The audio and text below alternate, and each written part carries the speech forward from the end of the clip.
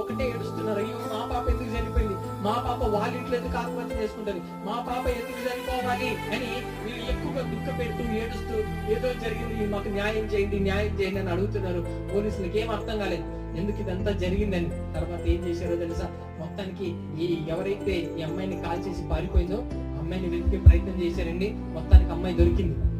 అమ్మాయి దొరికినప్పుడు తీసుకొచ్చి పోలీస్ స్టేషన్ లో ఇంట్రోగేషన్ చేస్తూ అడిగారు, చెప్పు ఏం జరిగింది, ఎందుకు అమ్మాయిని నువ్వు చంపేశావు, ఏం జరిగింది అని అంటే అప్పుడు అంటుంది, మా ఇంట్లో వాళ్ళు బలవంతంగా నాకు వేరే పెళ్లి చేయాలని అనుకున్నారు, వేరే వివాహం చేయాలని అనుకున్నారు, నాకు ఇష్టం లేని వివాహం చేయాలని అనుకున్నారు.